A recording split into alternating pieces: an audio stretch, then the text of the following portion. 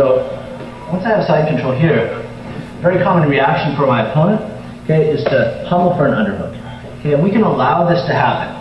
And this underhook is going to be a chance for us to separate his elbow from his body. Again, one of our big ideas here and what we're trying to do to open our opponent up for finish.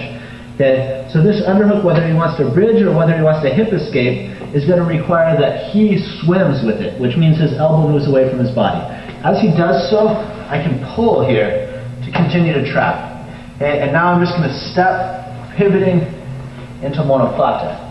Okay, instead of the straight finishes here, okay, if you instead of passing my leg and finishing with a traditional monoplata, instead right away I'm going to switch my hand, cupping, posting, and sitting through, bringing my knees together, okay, for a finish here. This attacks both the elbow and the shoulder. Notice my knees are coming together.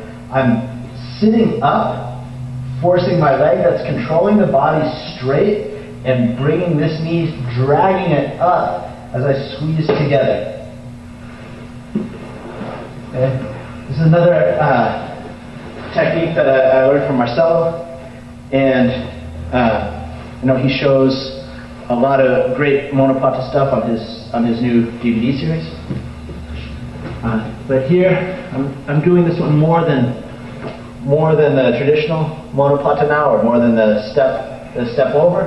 Okay, I wait for the pummel. As soon as this happens, I step. As soon as I step, I'm going to switch hands, post, and pivot through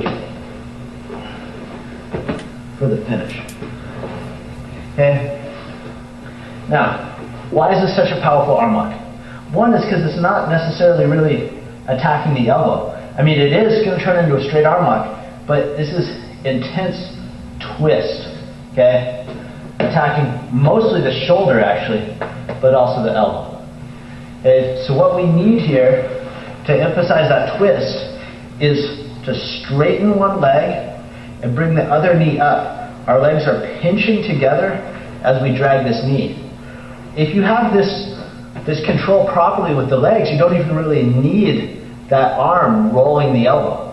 Okay? But again, we're rolling the elbow. Okay, the elbow's away from the body. We're providing internal rotation to the arm.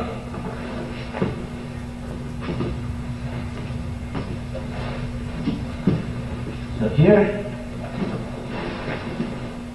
right away I switch, post, and as I sit through, you notice that I almost don't need this hand if I have my pinch and I'm using my legs properly.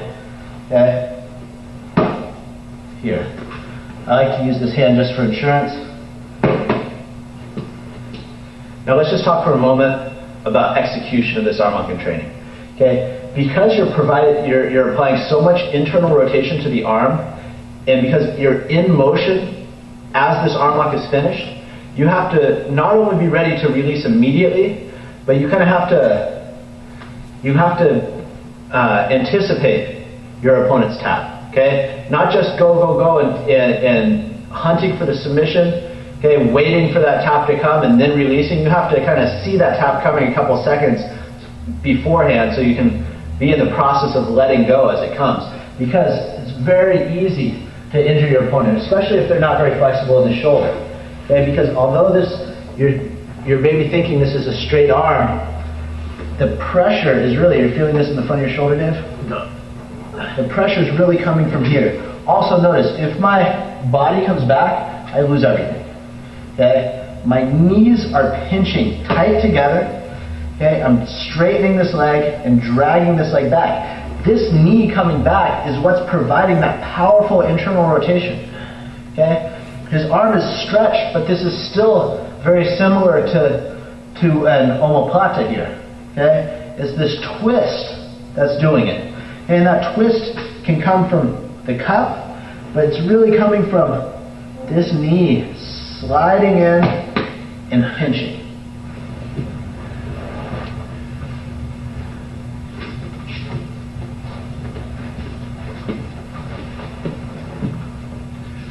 One more time. And let's look at it from this reverse angle. So as my opponent begins to pummel, notice whether he's doing this with a hip escape like Dave is doing now, or whether he's bridging. If he bridges me straight up, it's the same thing. This elbow, okay, is coming away from his body. And I want to take that space that's created and fill that space with my own body. Okay? So as he moves, I step. Okay, as I step, I'm pinching, switching my hands, posting, and I got to be very careful that I don't swing into this so I don't severely damage my opponent's shoulder. I'm sliding my knees up and together, finishing. I don't throw my body back. Okay, so we have to be careful to stop our momentum as opposed to catching the momentum, what you might be used to throwing yourself into an arm lock.